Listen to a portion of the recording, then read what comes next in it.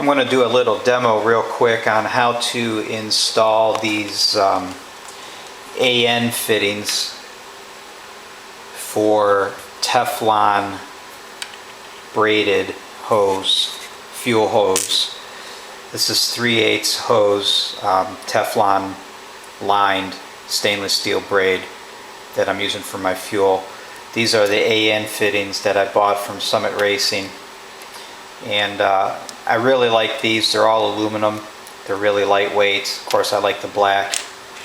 And they have, they have the swivel nut on them, of course, so that you can screw the fitting. Once the hose is assembled, you can screw this onto the fitting without twisting the hose up. But anyway, these are 3/8 fittings, 3/8 hose, and I'm going to do a real quick demo on how to cut the hose and prepare it for this particular type of fitting.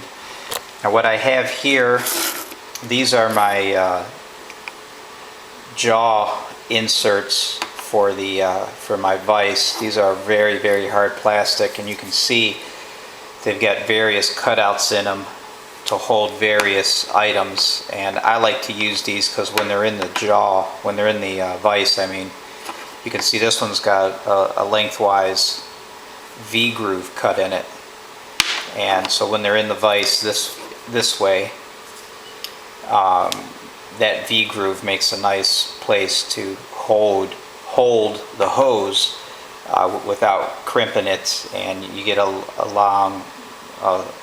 long bearing surface here to squeeze it and hold it in place. So these are the jaws that I use, and I'll get this set up, and I'll try to demo how to cut this and flare it and put this fitting on.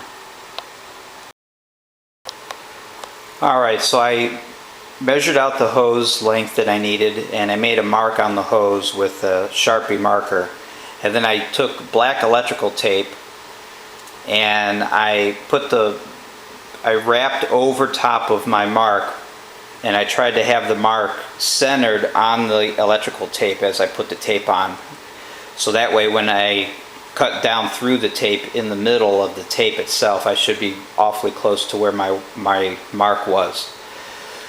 So I've done that. I've marked the hose, I've wrapped it with tape, and you don't have to go crazy on the tape. You want to pull it relatively tight. You don't want to stretch it really super thin. Just pull it nice and tight. And I did about 4 complete wraps with the tape. And then I've got it held in the vise with those jaws that I had showed previously. So now I'm just going to cut down through the tape, through the center of the tape, completely through the entire hose using a fine tooth hacksaw.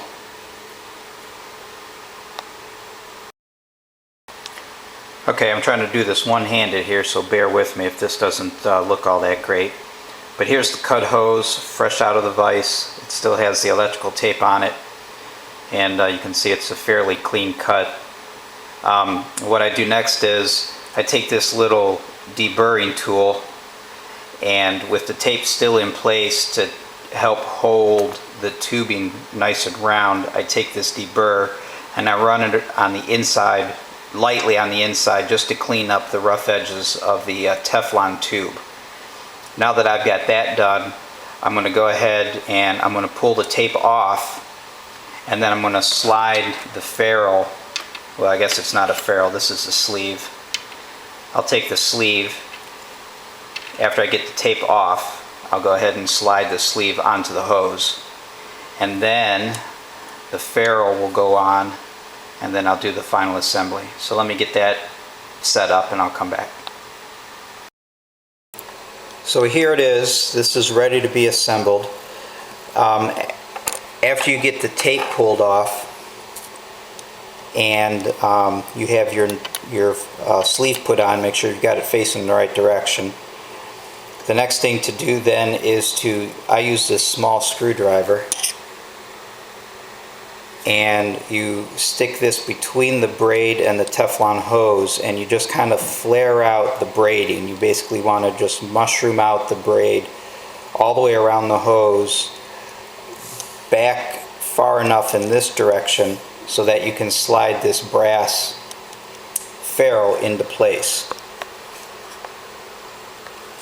And this ferrule gets slid over the Teflon hose all the way till it stops underneath the braiding.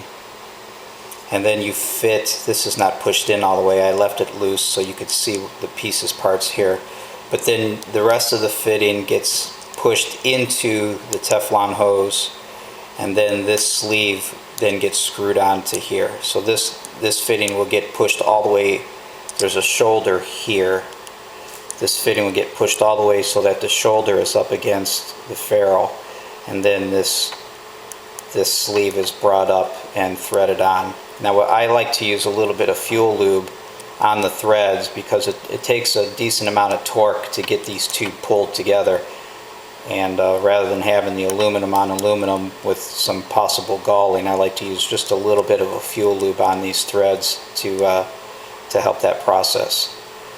And then once that is finished, here is the final finished assembly. And that's all there is to it. And then of course this is free to swivel to mate to whatever fitting it needs to mate to. Alright.